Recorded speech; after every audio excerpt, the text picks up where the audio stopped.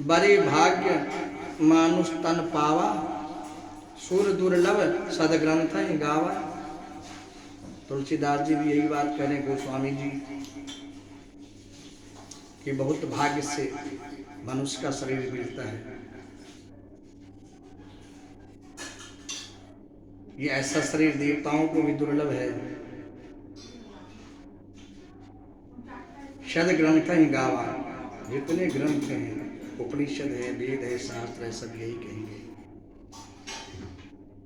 कि मनुष्य का शरीर बड़ा दुर्लभ है, इसका सही उपयोग करो। अब देखिए, ये नबियों के साथ संवाद चल रहा है। इसमें क्या बोले कि भक्तिर विरक्तिर भगवत प्रबोधा, इनसे भक्ति भी प्राप्ति होगा। कथा श्रवण करेंगे तो आप भक्तिवान बन जाएंगे, विरक्ति त्याग भी आएगा आपके अंदर में, और प्रबोधज्ञ, आप ज्ञानी भी हो जाएंगे, ज्ञानी बन जाएंगे।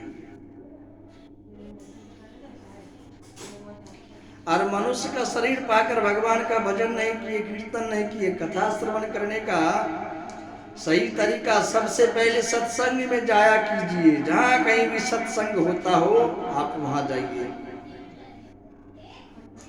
बिनु सत्संग न हरि कथा, तेहि बिनु मोह न भाग।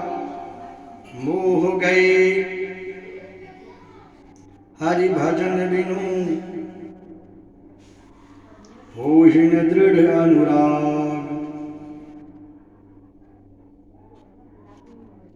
जब तक आप सत्संग में नहीं जाएंगे तब तक इसके बारे में ज्ञान नहीं होगा। बिनु सत्संग न हरि कथा, और जब तक हरि कथा नहीं होगा, देखिए माया बांधता है, जकड़ता है, पकड़ता है, लोभ बढ़ता है, और भगवान के पास में आए तो भगवान खोलते हैं, मुक्त करते हैं। ते बिनु मोह न भाग।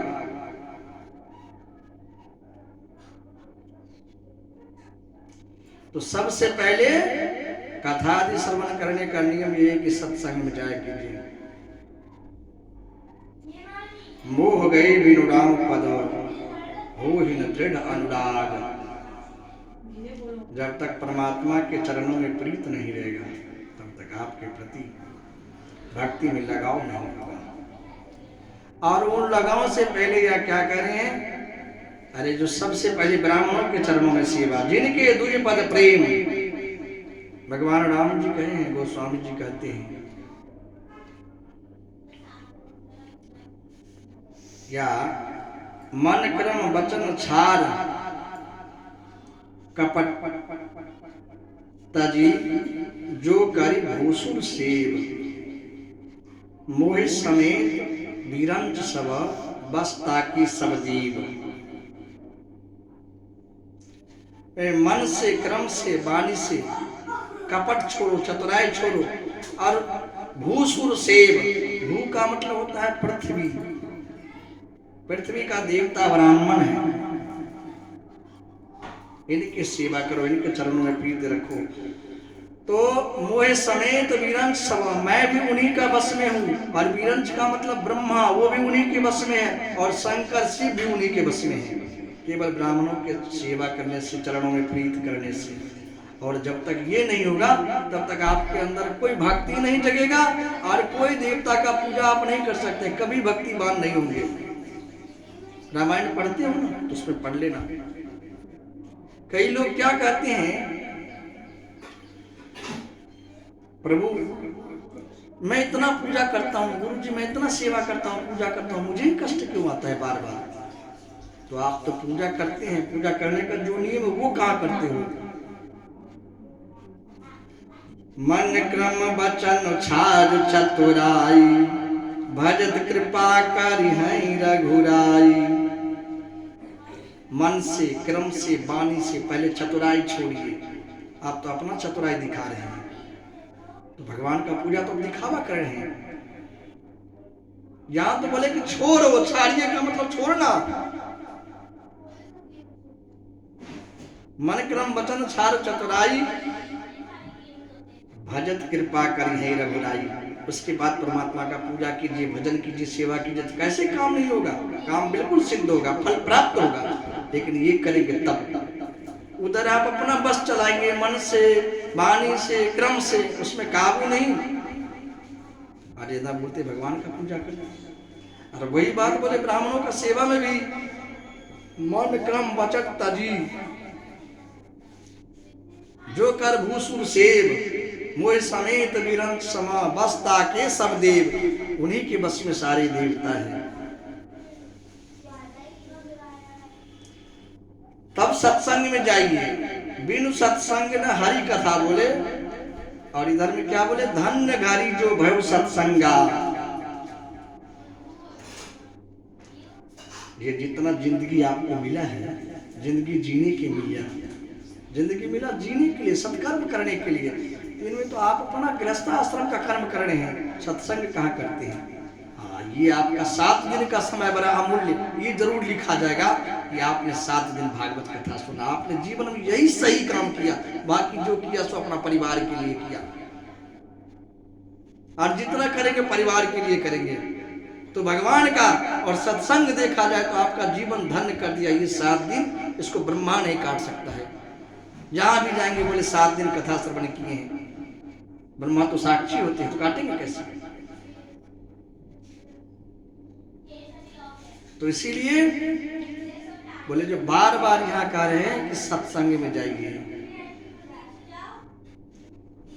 धन्य घरी सो भय सत्संगा, बिना ही प्रयास हो ही भव भंगा। निरंतर सत्संग करे, जहां भी सत्संग की बातें होती चर्चा सुनिए। ज्यादा देर नहीं, जितना देर आपका इच्छा हो, आपका भी काम न बिगड़े और भगवान का भी सेवा हो जाए, सत्संग में भी अटेंडेंस लग जाए, बन जाए। कहीं कोई जगह फिक्स करो, इतने देर से इतने देर सत्संग में चलना है, या घर में 5-10 आदमी बैठ के सत्संग करो, या कोई मंदिर में जाकर करो, या फिर गीता जी के मनन करो, पढ़ा करो।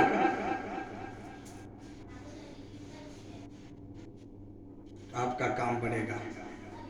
इस तरह से भगवान का अवतार ही इसीलिए होता है, विप्रधेन सुर शांत हिता।